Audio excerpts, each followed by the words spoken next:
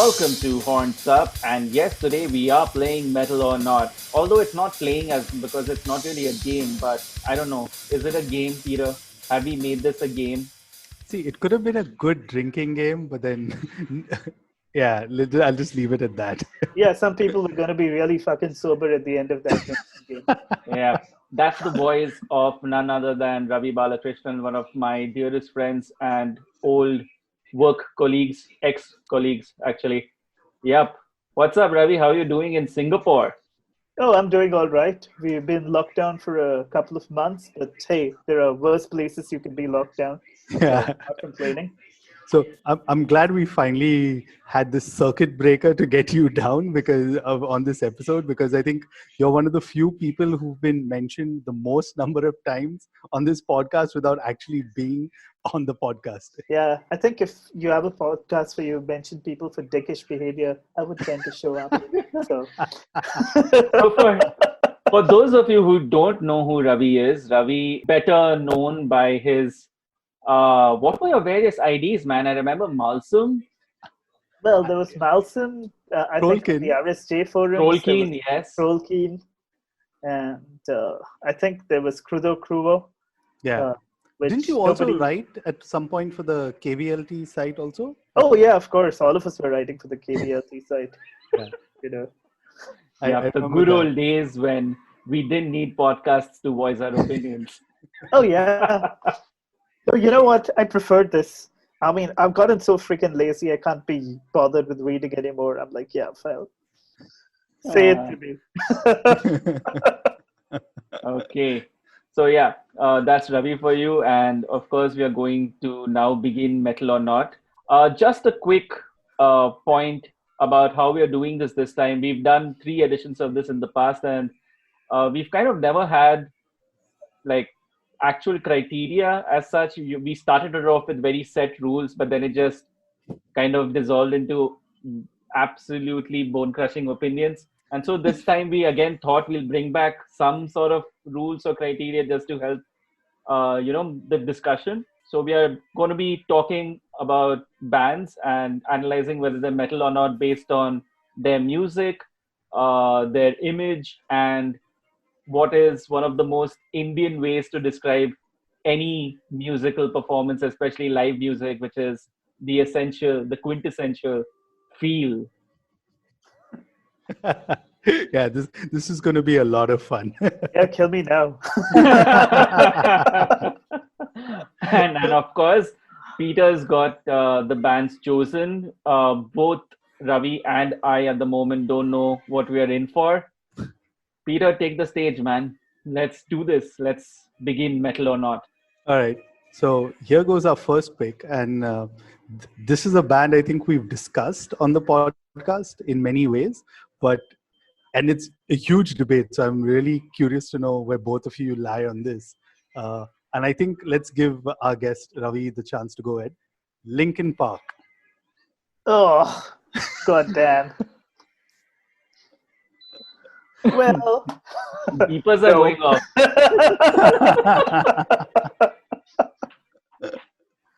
Okay, but why no? I don't know. See, Linkin Park is metal the way Bon Jovi are metal, which is not metal at all. What Linkin Park did, and I was genuinely surprised at the outpouring of grief when Chester died. I mean, of course, there's no accounting for taste and all that, but I always thought Linkin Park did for angst and for feelings of resentment and stuff like that what Trickster or Bang Tango did for love. Just made it the most banal freaking thing to sing about, and it was also obvious, and but obviously I think I was a lot older, so it didn't hit me that way. And for people who are a lot younger than me, it meant a lot. But definitely not metal, not by, even the most generous definitions of metal. Okay, so neither in terms of music, nor image, nor in terms of feel. They were basically a hip-hop band with, a few sing-along sections. And, even the music was very non-metal. Okay, Hmm. basically, what band do you consider a benchmark of metal? Holy fuck! Now you're Come switching on, the man. thing. That's yeah. I've got four more, so this is going to be a while. All right, This all is right. warm up. Okay, so you're definitely saying it's not a metal band. Oh, absolutely no. I Okay, think cool. also I think they just kept getting further and further away from it. I mean, I do not claim any kind of familiarity, extensive familiarity with their discography. I think I've heard mainly the Hybrid Theory stuff, and then I heard the song that the poor guy got booed for just a few months before his death, which, all things considered, must have been a pretty shitty thing to happen. They were playing at Hellfest, and I think they were headlining Hellfest, and What? Linkin well, Park headline Hellfest? yeah, Yeah, and I think a lot of people were pissed off with the bare fact of Linkin Park headlining Hellfest, and then they started playing this song called Heavy, yeah, which yeah. essentially about this guy's struggles with depression, and which, like Uh-huh. most of their discography, was not heavy at all. And you had people starting to boo them, and you had Chester making these very aggressive heart gestures at the audience and stuff like that. And you know what? Actually, that's a song I don't mind, but I don't mind it the way I don't mind. I don't know that.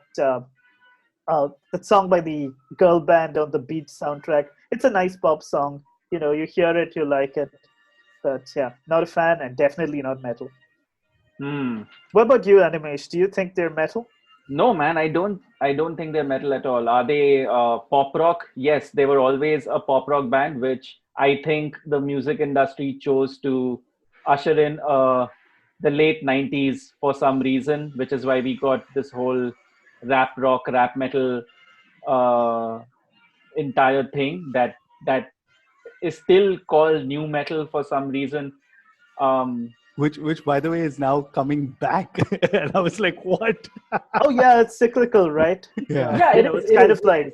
Okay, kind of but survived itself in the, I think, late 2000s.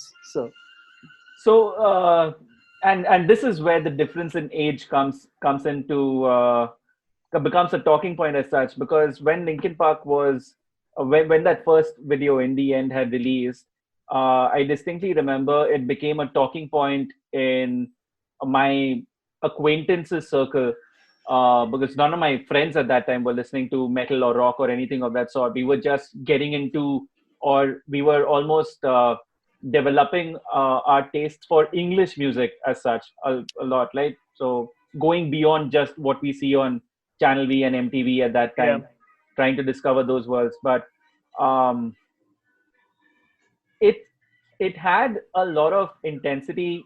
Maybe there was a lot of anger and frustration, which definitely coincided with a lot of our age groups.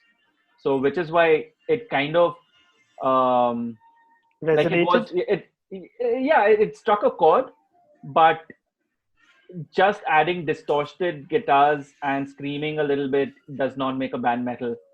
And even though some of the songs I've spent a lot of time listening to, no, Linkin Park was never a metal band. They were a pop rock act at best.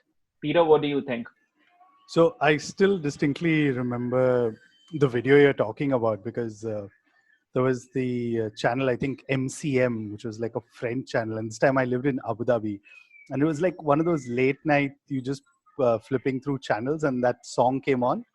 And this was the time, and I'm sure both of you are going to laugh, where you'd have like the band name and the song name just come for like too few seconds in the start and the end.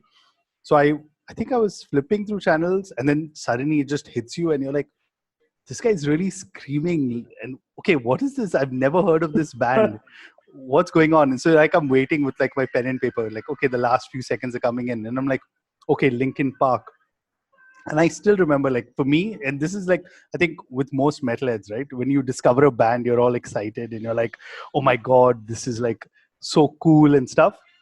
Over the next, like, as cool as I thought Linkin Park were when that song came out, Mm. over the next year, I hated them more than I hated anything else, because every kid, because by like a year prior to that, I had kind of got into metal, and uh, Animesh and I have talked about it. Ravi's going to like cringe his face, but it was the band Limp Bizkit that I kind of got in through metal too, right? So after them, I hear a band like Linkin Park. But here's the thing: everyone now was like, "Dude, I'm metal," just because I listened to Linkin Park. And I think like this It's was also this was also the time of MSN Messenger where people would put up the lyrics and shit like oh that. yeah, Oh, that's the status. Yeah, the yeah, the status or status. the song and Oh my stuff. God, the number of times I've read the lyrics of "Numb" as Yeah, somebody's status is insane. yeah, man. Yeah. Like, But it became an easy kind of oh talking yeah, point for everyone. Like, like if and that's the thing between like hybrid theory and meteora, right? So in those 3 years they became so huge, everybody was into metal. I remember the girl I was dating back then, she her brother lived in Texas, so she's like, you know what, my brother went and saw Linkin Park, and I was like, oh wow, so cool. But in those 3 years that the albums released, right, I got more and more progressively into more extreme metal, black metal, death metal. Like by the time Meteora came, I was like, yeah, sorry, man. And then I completely lost track of them till like Thousand Suns, I think. And they had like when I heard that song that they released, I can't even remember the name, the single. I was like, who the hell are these guys? And of course, when you're talking about heavy, I remember all the hate that they got. Uh, Yeah, that was unaccountable, wasn't it? Because, yeah, I and didn't think it was a deviation from their discography all that much. But then, of course, the disclaimers, I'm not familiar with their discography. yeah, and of But course, it who can seemed like forget? the sort of song that the band that did in the end, It Doesn't Even Matter, would come up with. I love that. But well done. another thing I forgot, and for me that was also crazy, is when they did that whole collaboration album with Jay With Z. Jay-Z, yeah. Yeah, I was like, what the I was hell? like, water has found its level. Lo and behold, I always knew this was hip hop. But I was just like, man, and they became so huge. Like it became like that band that you enjoyed to now it's like everyone. And a lot of people, if I go back and ask them who used to say that, oh yeah, we're metal, we listen to Linkin Park, probably don't even listen to metal. They probably listen to gully rap or whatever right now. Yeah, which So is the natural progression when you start off listening to Linkin Park. After Yeah, that, you actually. get into real stuff like, I don't know, MC Cher, or was there only a character in that film? I've no freaking Okay, but okay, cool. So Linkin Park definitely not a metal band, Oh, but yeah. let me Unanimous. add this. Let me add this question here because I think it's a question that needs to be answered. Is it a band that metalheads could like? Possibly. I possibly, mean, yeah. I know a lot of people who otherwise have what I think fairly good taste in music who do like that album, and it's kind of like what you hear when you're just growing up, right? Like I Yeah, think Nolan spoke about how a Def Leppard takes him back to when he was 10 years old. I'm sure Linkin Park has that exact same effect on a whole bunch of people. And they've reached a stage where they can't be objective about it. And frankly, why should they? Yeah. No, like I remember, like fantastic. I went and revisited both Hybrid Theory and Meteora recently, and I was just like Oh no, why do complete you do these things to yourself? for the same. I mean, it's just like one of those things, right? And I think this was the time where, of course, I forgot to add. It went from a band that I saw on TV and liked to someone buying the CD, and then everyone in my class, like 20 others, all having a Copy. CDR copy of it and playing it and then discussing it. So yeah, that's the So kind you of were band it so became. so even at that age, Peter, you always wanted to be the hipster. Yeah. Well, Peter was cult as hell.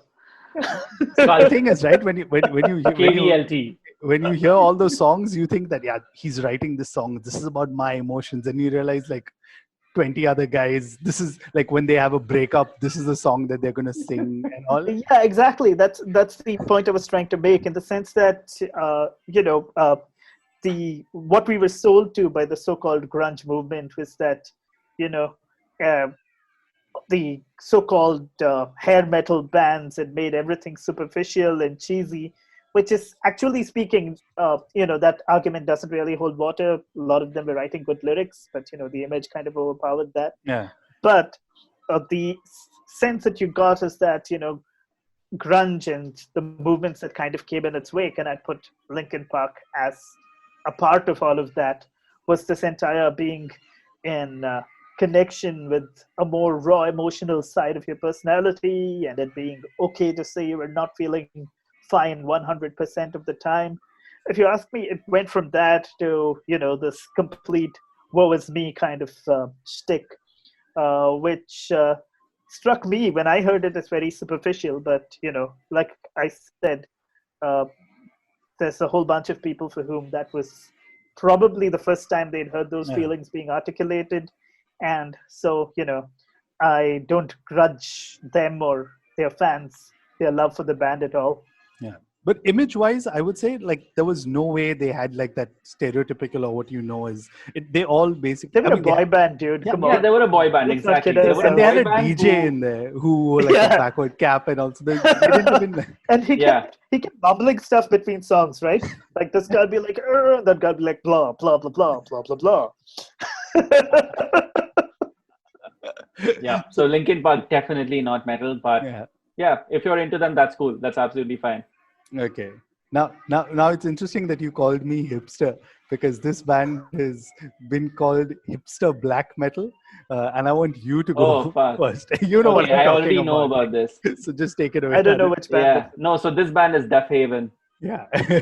Yay. Yeah. Yeah. Deafheaven. I keep calling it Deafheaven for some reason. I guess that's just because I don't know. Maybe the heaven is not supposed to be deaf, man. You're all supposed to be listening to us. Okay, but wait, all jokes apart, this band is metal, but it's not black metal. And I think the larger question over here is whether the band should be even deemed a black metal band or not. It's not a black metal band. It's a contemporary take on what is the sound of black metal. Okay, you can call it black gaze, you can call it shoegaze, you can call it post metal, you can call it alternative, but Deafheaven is not a black metal band. However, it remains a metal band. You've got fantastic riffs, you've got some impeccable drumming, you've got decentish vocals, and overall the song structures and everything, they're not purely alternative, they're not purely pop, they're not purely post rock even. They've got an amalgamation of all like metal elements into it as well. And I think they do a fairly good job of being an alternative metal band. So yeah, that's my take on Deaf Heaven. It's not black metal definitely, but they are a metal band. But I'll get around to like the image and feel as well. Image wise, okay, I'll give that. Image wise, they don't look like a metal band. They don't behave like a metal band as such. Even in their gigs, etc., whatever videos I've seen of it, it seems like hipster guys having a violent fit or trying their best to impersonate the Dillinger Escape Plan, but absolutely failing to do so. And Skrillex haircuts and everything don't contribute really to metal vibe. Their album covers don't look fully metal, definitely. But I think when you look at music and when you look at feel and you combine them, that kind of uh, takes takes over or is gives more emphasis. There's more emphasis on music and feel rather than image, and hence Deaf Heaven is a metal band. They're not a black metal band, and I will keep standing by that. Actually, to read my fresh off the plate impressions of Deafheaven, which I ranted about on Facebook, as I tend to about most things that I get upset about. They struck me as an indie rock parody of black metal with weak deviant art poetry type lyrics. We'll get to the lyrics in a bit. Very poppy melodies and inexplicable given the rest of the music, vocals. And again, for all I know, these are guys who are absolutely serious about this and are completely committed to their art and bleed for their music, etc., etc. But what it sounds like to me are a bunch of fairly cynical hipsters who decided to make music for indie fans looking for something slightly more muscular. And for the lapsed metal fans who've kind of found that a lot of the bands that they grew up on are incompatible with their now more progressive and virtue signaling approach to life, and who keep hand wringing about how intolerant, fascist, and problematic metal is, which means most legit black metal is kind of off the table as far as you're concerned. And, you know, uh, so you have this music which is kind of bland and androgynous and offensive, and I suppose that's pretty much what the lapsed metal fans are kind of aspiring to. Also, when it comes right down to the melodies, I found I was able to sing "The City of Blinding Lights" by U2, "In These Arms" by Bon Jovi, and "Friday I'm in Love" by The Cure to parts of both Sunbather and Greenhouse. I could very, very clearly see parts where I could sing along, and it wouldn't really sound, incongruous. And so getting down to the lyrics definitely not metal. I held my breath and drove through a maze of wealthy houses, and I watched how green the trees were, and I watched how green the trees were, and I watched the steep walkways and the white fences. I mean, come on. This is, like I said, deviantart poetry. This is definitely not metal. By any stretch of the imagination. You lay on a towel in a grass that exceeded the height of your legs. I mean, seriously? Crippled by the cushion, I sank into the sheets. Now you're making me feel glad that I did delve into their lyrics, honestly. It's 5 a.m. and my heart flourishes at each passing moment. Dude, I knew 17-year-old girls back in the day who wrote stuff like this on DeviantArt.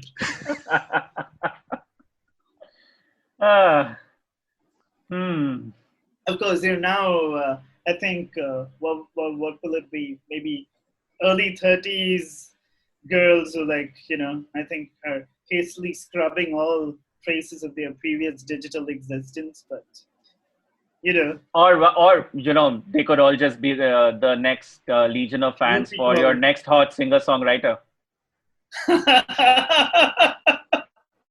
Oh my God! Did I just say that? Yes, I did. Okay, so Ravi, you clearly think that this is not a metal band. Yeah, I think it's an alt rock band with and I'm glad you like this band, and Thanks. It's good to like things in life in general. But we were talking about a few bands that were like that are not metal, but that metal fans will like, right? So this is a band that's kind of opposite that,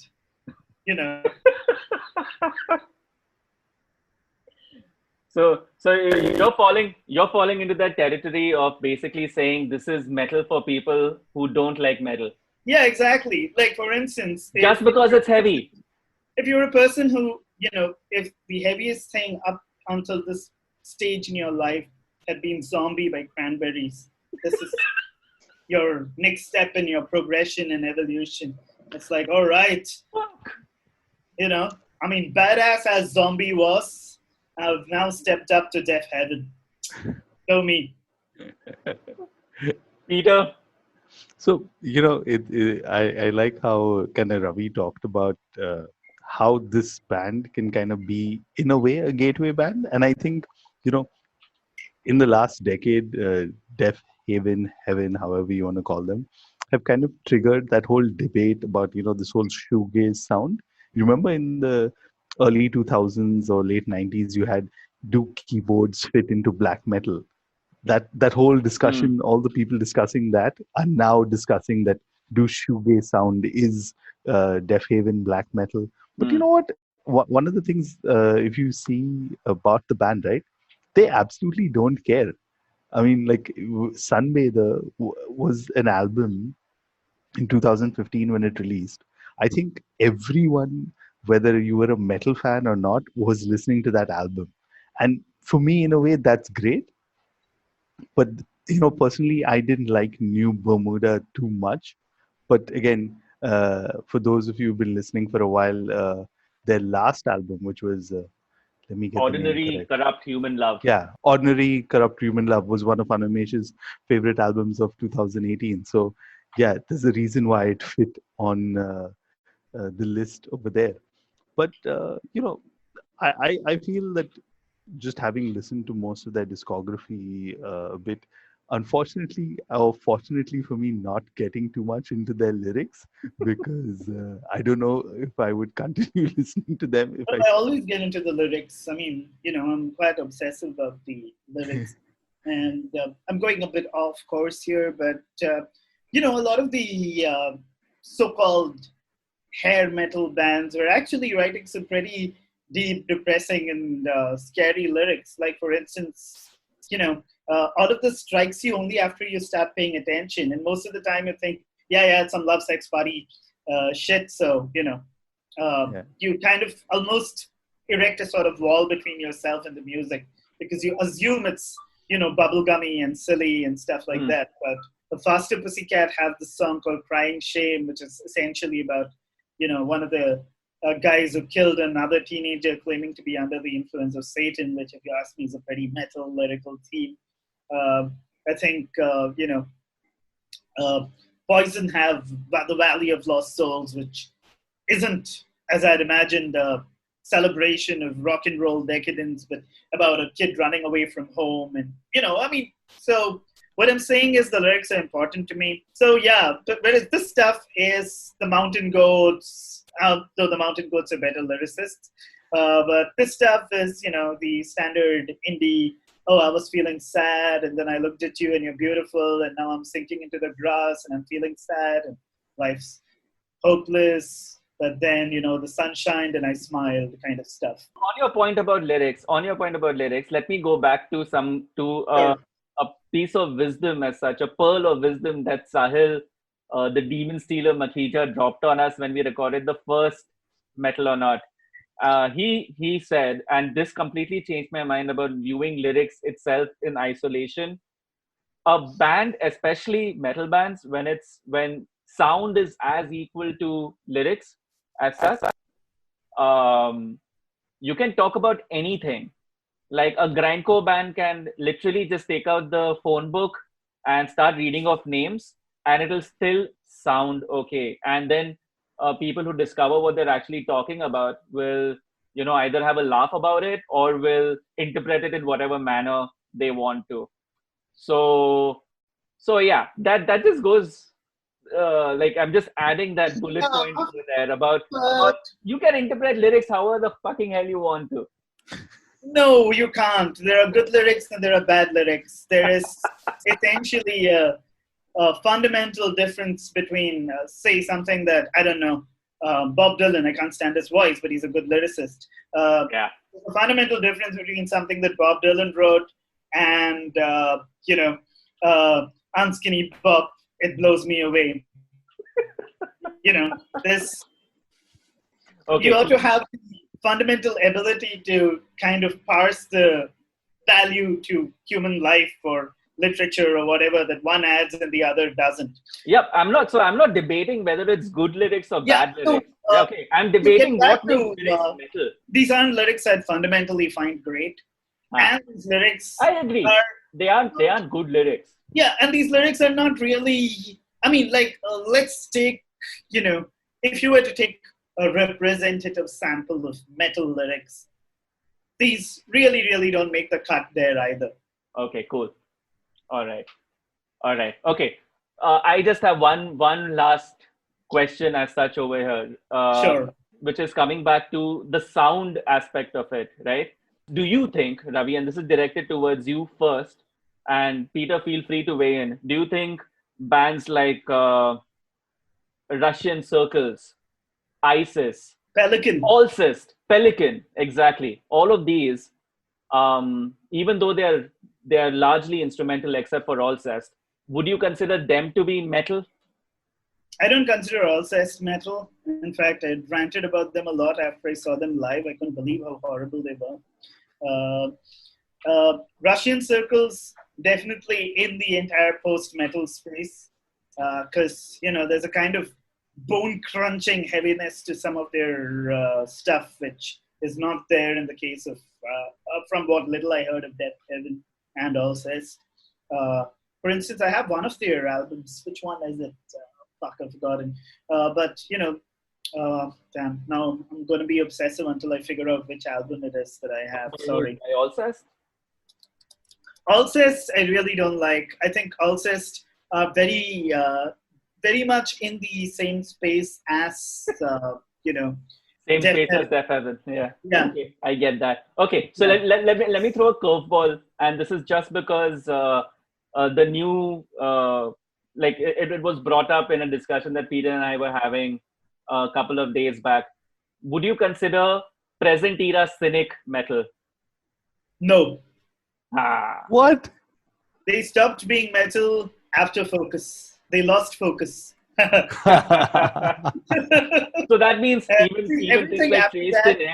even things like Traced in Air, or Carbon-Based Anatomy, those aren't metal.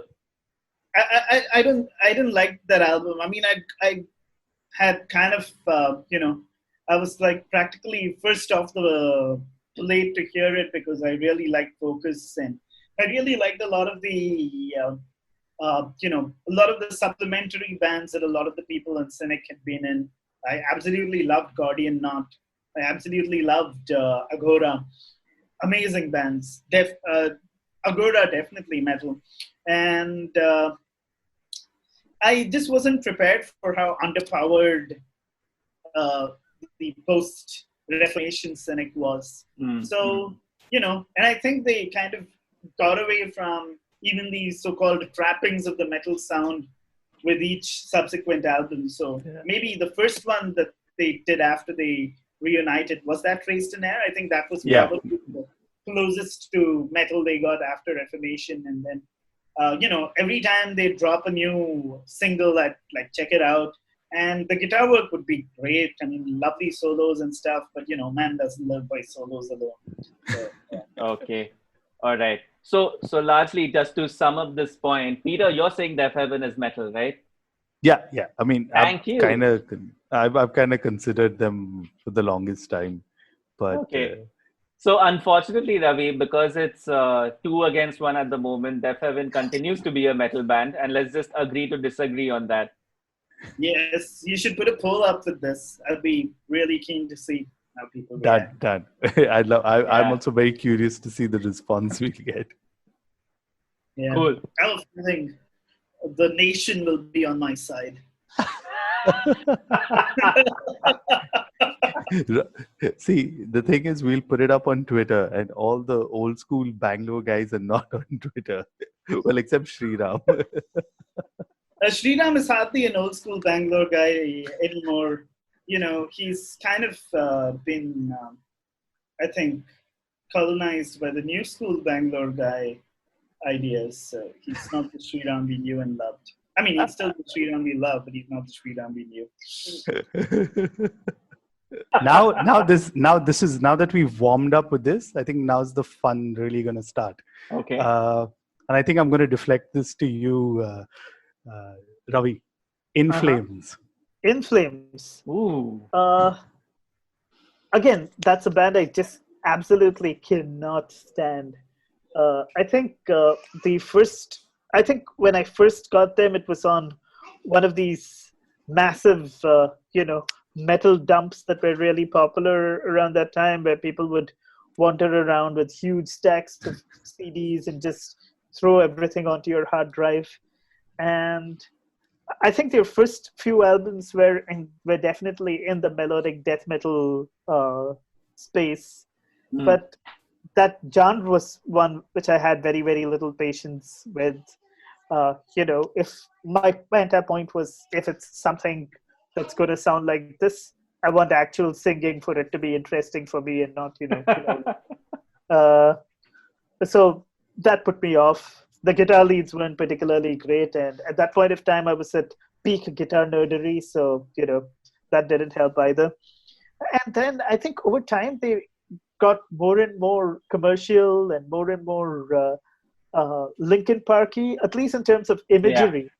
They were very, very clearly making a play for the Linkin Park demographic, and it was kind of like, if Linkin Park was your 10th standard, your 12th standard was going to be In Flames, and it was a slightly more intimidating name than Linkin Park, which isn't intimidating at all, and you had slightly edgier fonts and stuff like that, and they were massively popular. I mean, I remember seeing them play the main stage at With Full Force, and that was one of the times when you could actually go to the loos and take a crap, because A, there'd be no lines, and B, it was an appropriate thing to do. Animesh, you want to take that? Okay, so I'm going to be absolutely brutally honest about this. I've never heard an In Flames album. I think I've lasted 2 or 3 singles. Um, the only story I have about In Flames is actually a comment that I read on Invisible Oranges when Cosmo Lee was still the editor of that lovely site.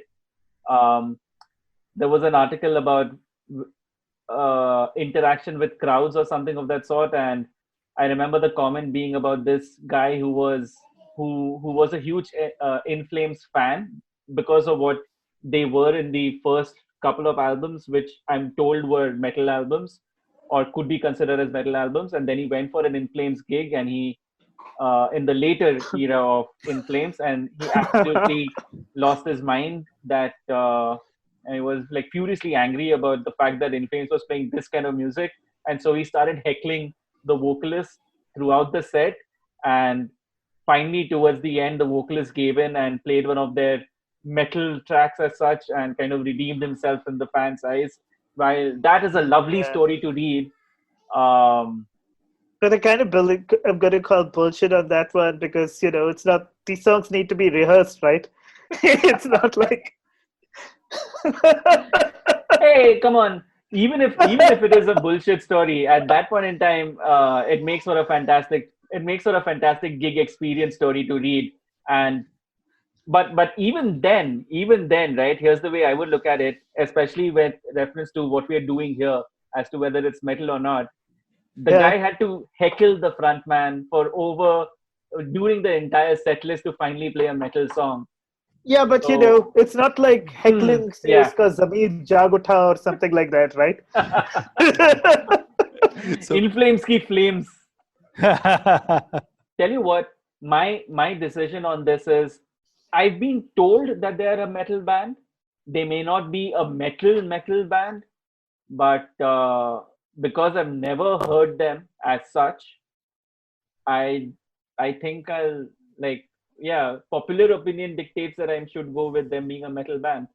But I don't know. I think I should withdraw my uh, pick as such from this one.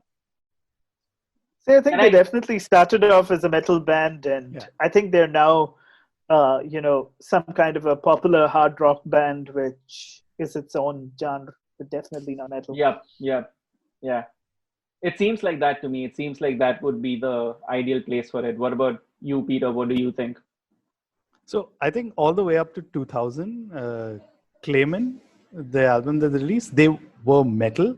And I mean, there's a cool story of how they swapped vocalists with Dark Tranquility.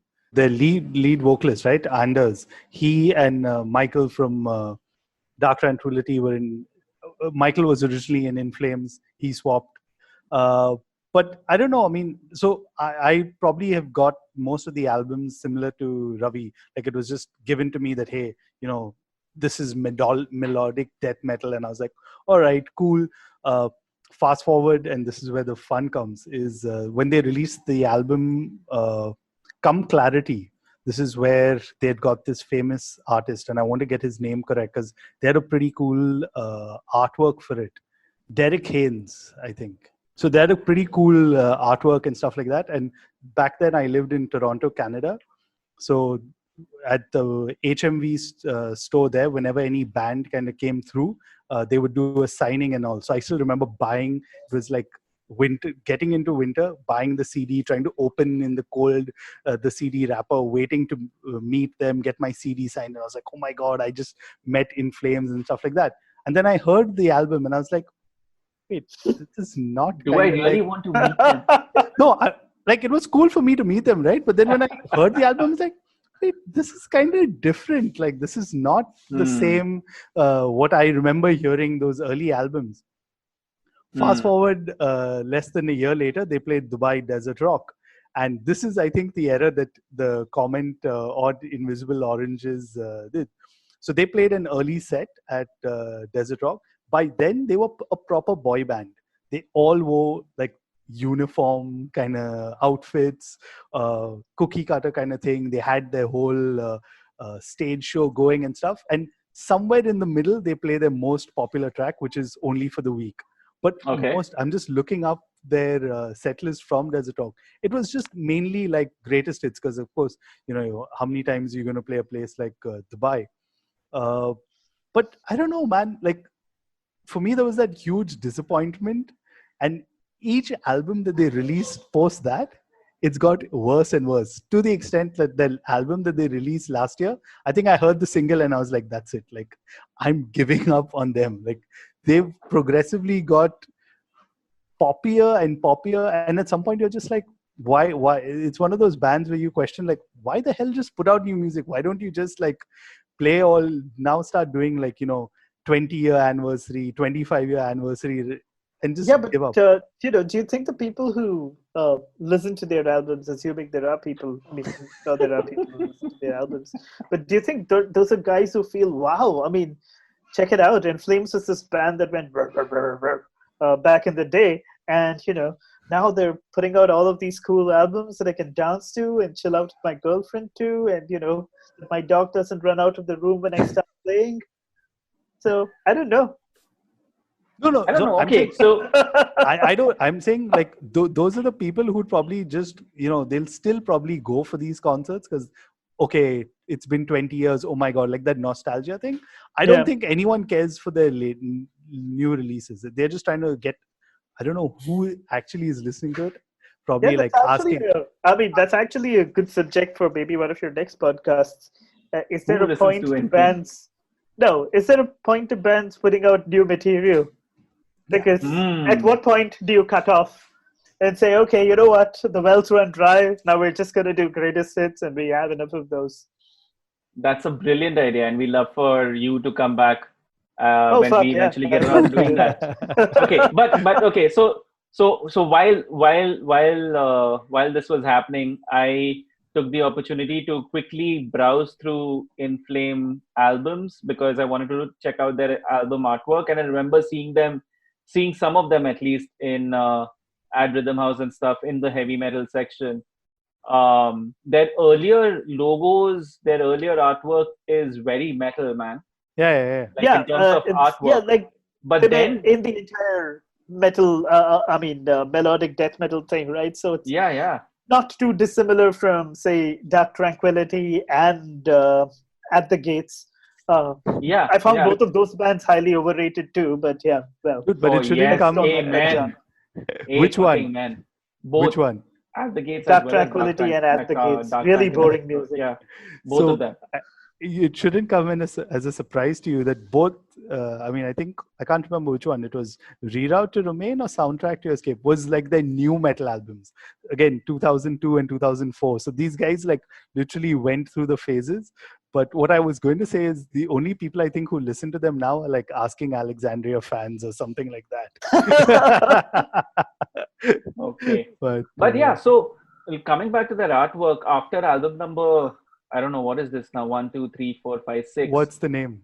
Reroute to Remain. Or actually even Clayman. No, Clayman had Leonardo da Vinci's Vitruvian Man, which looks okay, but their logo itself becomes not a metal logo as such from album number 3 onwards. And then after Reroute to Remain, everything just looks like an indie record.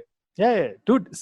What surprised me, right? And this is the thing. It's like I remember I don't know which company they had a tie-up with or which label they were in, but their Hello. album in Yeah. 2011, Sounds of a Playground Fading, you could actually buy it in India, and it was available for like 300-400, whatever. You didn't have to pay those import things.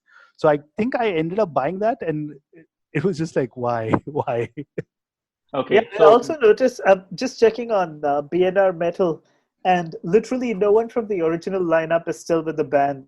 wow. So it's almost like a corporation, In Flames Incorporated, that now produces whatever the hell it produces. And who knows what the original guys feel about this. I mean, a few of them are obviously along for the ride, at least part of the way through the transition. But now, literally, none of them are in the band anymore. Yeah, Okay, so safe to say that all of us agree that In Flames is not a metal band. yeah, Yep, yeah. Cool. Yay. that was Okay. easy. That Yeah. was pleasing. Yes. Now this one I'm throwing in your direction, Animesh. Okay. 9 Inch Nails. Oh, fuck, I love Nine Inch Oh, Nails. yeah, no, a fantastic band. Don't get me wrong, I love the music too. Um, I don't know. I would think of them as um, I don't view them as metal as such. But is there uh, music that metalheads like? Definitely, because it's heavy. It's in the same vein as what we are hearing now as synthwave, right? It's music that metalheads like because it contains the same similar amount of song structuring. It has that same amount of intensity, aggression, same amount of musicality as such, and the technicality that makes metal metal. All of those things roll into it. Yes, it is. But as far as image goes, okay, yes, I can give it to them. They can be considered a metal band even as far as their artwork goes and the way they behave on stage, etc. But I think it's the feel part of it which overpowers image and music for me for a band like Nine Inch Nails, because I don't feel metal while listening to a Nine Inch Nails album. It's like many people may argue that Prodigy are a metal band or a metal act or a thing, but no, Prodigy is not a metal act. They are an electronic rock act. And the same way, Nine Inch Nails is an electronic or industrial rock act. It's not a metal act. Ravi? Yeah, same here. Great band, but absolutely not metal. And I think, again, they've kind of become less and less metal. Not that they were metal in any conventional sense of the term, but I'd say they're so-called metal, if you want to, for want of a better way of putting it. Albums were, I think, the debut right up to The Fragile. I think Yeah. after The Fragile, with Teeth and all of the albums that came afterwards, by that time, I think Trent Reznor had just gained such a huge profile outside of the music that he was making because of all of the composing work he was doing, and Mm. so now he's more of a general musician than a rock musician. He's almost like this kind of elder statesman guy, and I think a lot of the people who listen to his soundtracks now, maybe a little put off if they go back to something like a Downward Spiral and listen to, I don't know, Closer with its infamous "I Wanna Fuck You Like an Animal" chorus. It'd kind of be like if, I don't know, you had John Williams, and then way back, you like dig far back enough into John Williams' past, and he did a song called "Fuck the Police" or something like that. It's like, okay, that guy did this. Let's disconnect. And I think he still puts out NIN music. I think Ghost was the last album that I paid any Yeah. degree of attention to, and that just struck me as more ambient than anything else. And it wasn't even menacingly ambient. It was just ambient in an okayish way. Having said that, The Downward Spiral is one of my all-time favorite albums. It hit me at the exact right spot. So, I was a kid who's generally pretty pissed off with the world, and if you're pissed off with the world, The Downward Spiral is a great soundtrack. I agree. Yeah, man. I still remember buying that, and it was just something that when you listen to it, you just get like so immersed in that album. Yeah, the funny thing about that was Bagby Sound had put out the tape, okay? And so that was a tape that was literally being passed on from person to person in Vashi because nobody could stand the fucking album. You know, You're talking like the original, not the like making copies like how people no, no, used no, to. no. So some fool had actually forked out 45 rupees to buy the tape. And then he was passing it on to his friend saying, this sucks, I don't want to hear it. And Wow. then the friend was passing it on to another friend saying, this sucks, I don't want to hear it. So I think I got it from Zomb of Oh, wow. Metallic's fame. Yeah. And he was like, yeah, this band sucks, you know. I can't get into this music. So I took it home and I played it on a freaking mono Sony 2-in-1. Okay. And I was blown the hell away because, you probably know that it's very, very dense music. Yeah. And, when you have a stereo system, it kind of spaces it out a little and makes it less intense and claustrophobic. But on a mono, oh man, it was like someone pouring acid down your throat or something like that. It was just the most intense freaking thing I'd ever heard, and I couldn't make head or tail of what was going on for the first song, Mr. Self-Destruct. Yeah. And then there was the next song, which is Peggy, which is completely different. So yeah, absolutely fantastic album, and one of my all-time favorites. But yeah, definitely not metal. Yeah. I'd say that's more industrial rock, or I don't know. Yeah. Yeah, it's music that metalheads like. Yeah. Yeah, I don't think I need to repeat that. But I had the exact same feeling Ravi did listening to Downward Spiral. And then I kind of went all through, I think it was, what is it, Closer. Then I went, and it's surprising how you see the evolution of the band, right? When you listen to Pretty Hate Machine, you're like, okay. And now for anyone who listens to any of the soundtrack work, like I think the biggest one I remember at a certain point, The Social Network. Yeah, The Social Network. And which other one that he did? Like, it's so haunting, all the kind of soundtracks that he does. But we've talked about the music. Image-wise, I think, like, man, compared I think to most image-wise, they've kind of changed. Like, for instance, their early stuff was very shock rock / metal. Yeah. And, I think at that time, Trent Reznor and Marilyn Manson were friends. And so I think they fed off that slightly disreputable, slightly dangerous kind of imagery. I mean, I remember one of their videos, I think the video for Hurt shows a dog decomposing. I mean, that's the entire video. And then I think Closer's video had a monkey in some kind of a torture apparatus. Now, if you ask me, that was stuff that was visually even more extreme than the kind of music videos that the extreme metal bands are putting out. Yeah. Of course, there's an entirely different dynamic at play here because these guys were a band on a major label and had budgets and shit. And of course, none of us knew of that shit at that time. Who knows? Maybe Obituary would have put monkeys into torture chamber too if they had the money. But, my point is visually and sonically, that was terrifying music for its time. Yeah. And yeah, that definitely taps into some of what metal does. Like, for instance, if you see Mayhem perform, it's an amazing experience, right? Yeah. And it's basically a little scary because you have no idea what you're seeing. I mean, Attila does this weird kind of calisthenic dance, and he's constantly singing with a skull in his hand, and Yeah.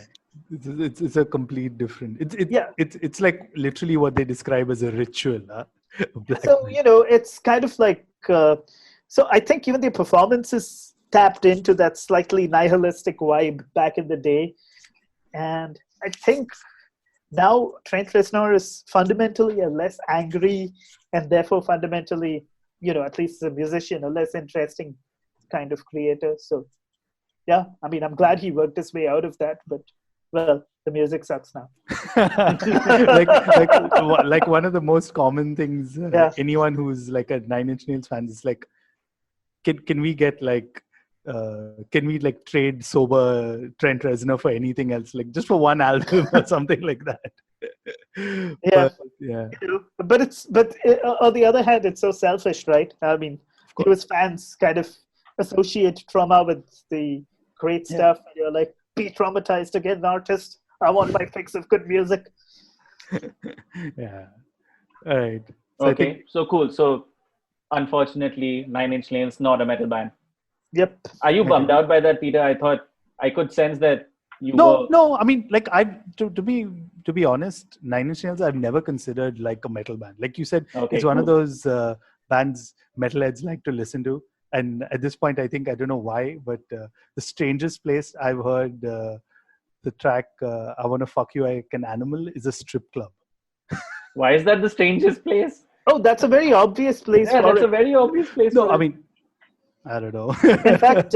In fact, that was even one of the jokes that uh, Trent Reznor makes in an early interview. I mean, I read this great interview with him in, I think, Guitar Player, and I'm 100% sure all the guitar nerds sent angry letters into the editor after that for having Trent Reznor on the cover.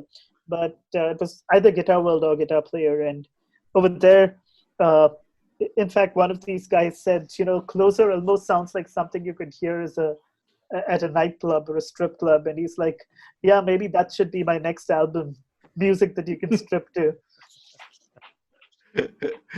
All right. Um, let's end this one off with the most fun, I think, of all these. And it just came to me, so I knew I had to discuss it with both of you. Uh-huh. Okay. I think I'm going to have to hear what you say on this, Ravi. Kiss. Kiss. Ugh.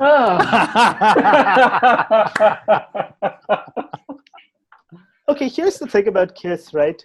When you see the band, and you see especially some of their early shows, and there's the pyro and there's the blood, you think the music is going to be something that makes, Black Sabbath sound like Simon and Garfunkel. But then you hear them and they make Simon and Garfunkel sound like Black Sabbath. It's just this weak sauce, kind of very, very bad hard rock. Occasionally, in a discography of, I don't know, 200 songs, there'll be about 5 that are decent, and I'm not even saying good here. 5 songs that are, okay, that's a good song, Okay. I distinctly remember you coming into office one day, Ravi, listening to Sonic Boom on your music player. Yeah. And I asked you, what are you listening to? And you said, well, it's Sonic Boom. And you know what? It's not that bad. I think you should check it out. Wow, I must have been punking you, or maybe all the trauma I was undergoing while in storyboard it scrambled my brains or something.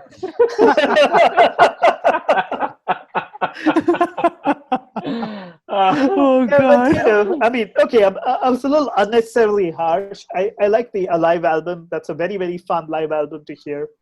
And I think in terms of, I think they're good mainly for the kind of influence they had on other bands that, took elements of the look and took elements of the stage show and wrote better music around it. But yeah, I just think that it was a very, very good marketing gimmick from Gene Simmons, who's a better marketer than he ever was a musician. Yeah. And uh, I think basically, if Kiss didn't have all of that, they'd have just been another 70s hard rock band, man. We wouldn't have heard of them. They'd have been a footnote in music history. And it was only all of that larger than life image and posturing and all of that even kind of got them to crack through. Otherwise, they'd have been like, I don't know, a second-rate Aerosmith or something like that.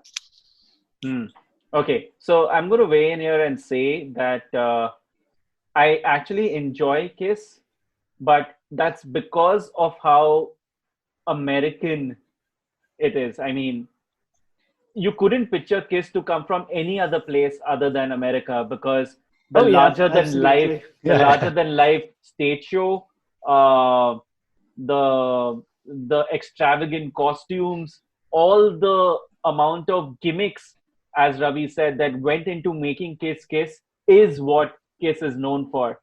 As far as the music goes, it's rock music. It's pop rock actually best. Yeah, it's not metal by a long shot. In terms of image, yes, you may just discover them because you think you're looking out for a metal album. But in terms of artwork, it may be the demon and all of their various personas. Um, and are they a fun band? I'm sure they would be. I really want to watch Kiss live once because I think that Oh, stage show, same. yeah, that stage show has to be experienced by anybody who's just wanting to have a good time or at a stage show or at a concert. But yeah, Kiss Yeah, is not metal, man. Absolutely not. yeah. And there's no.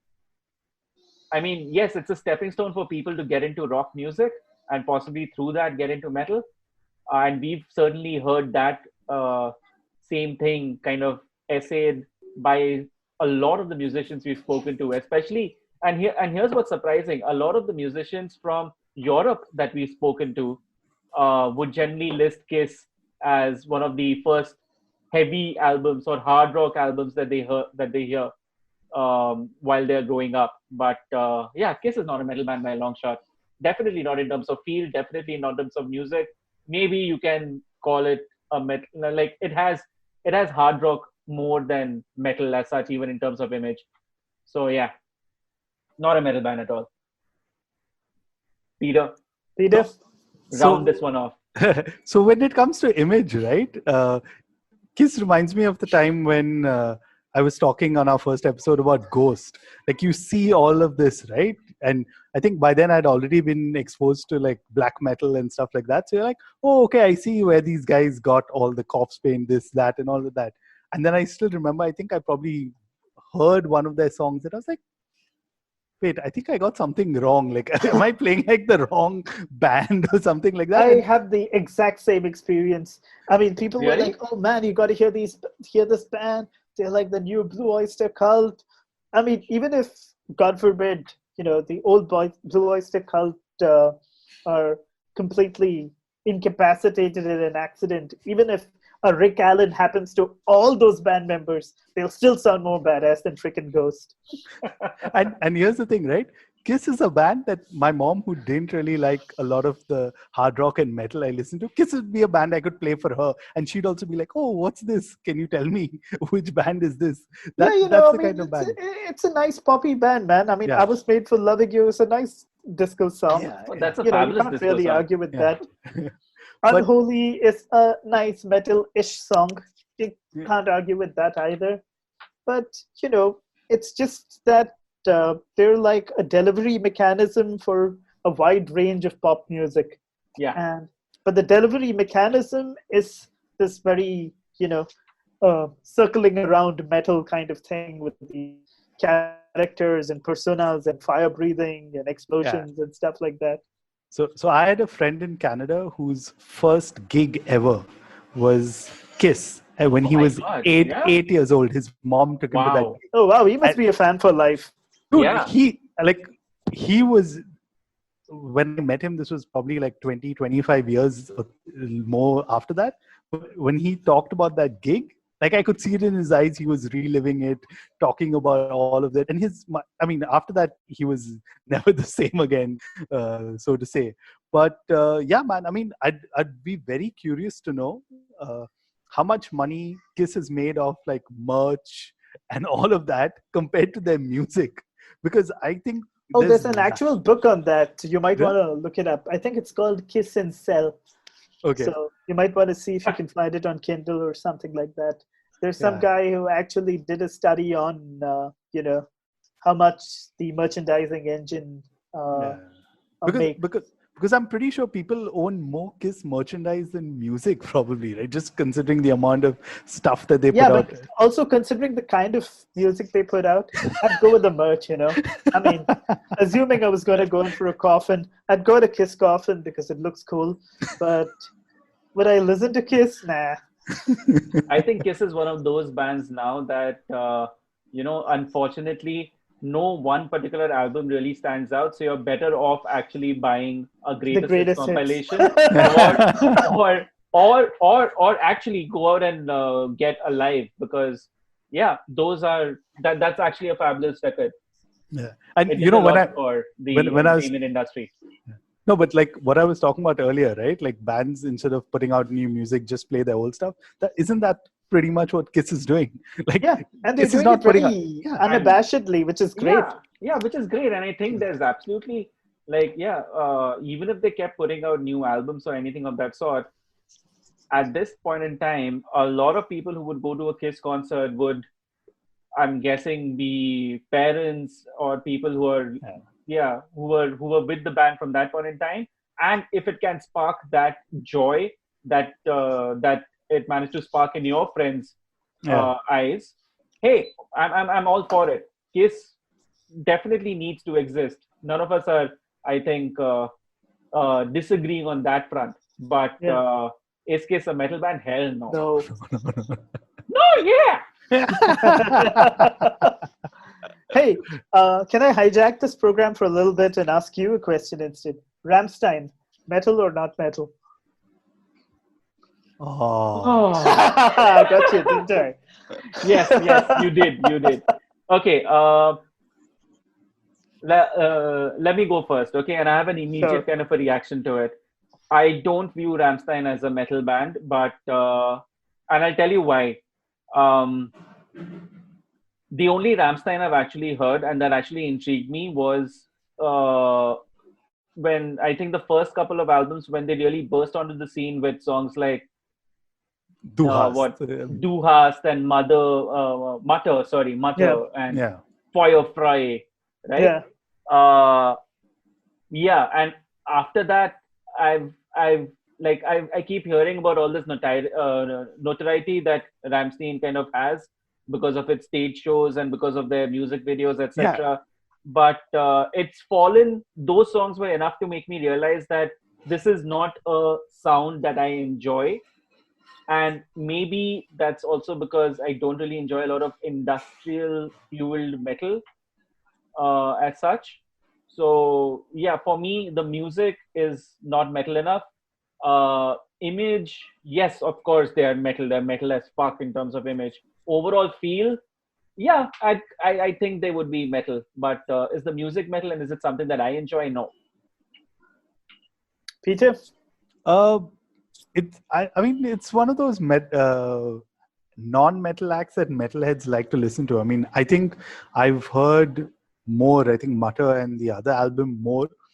But like for me, at this point, the image has kind of taken over. Like I would definitely go for a Rammstein live show with all the stuff that I've seen, the production and stuff. It's out of this world. Yeah. But would I want to listen to a new Rammstein album, or would I want to buy one of those extended duplex, whatever box sets that they sell? Not really, man. I mean, I think Rammstein now has become a band like Behemoth, where it's more about the image rather than the music. Mm-hmm. And but having said that, I do agree that Rammstein can be considered a metal band. Is it a metal band for me? No. That's the way I would put it. Yeah. Yeah, well, I actually happen to like them a great deal. They're one of my favorite contemporary bands. And what was interesting was I initially lumped them in with the entire new metal lot because, you know, they were around and they were spoken by the same people. We're talking about Korn, we're talking about Limp Bizkit, we're talking about Slipknot. And, really? Yeah, at least. I never saw them as part of that same. At least the people I knew. Sound. I think it had to do with the fact that they were on a lot of the soundtrack albums that were on the time.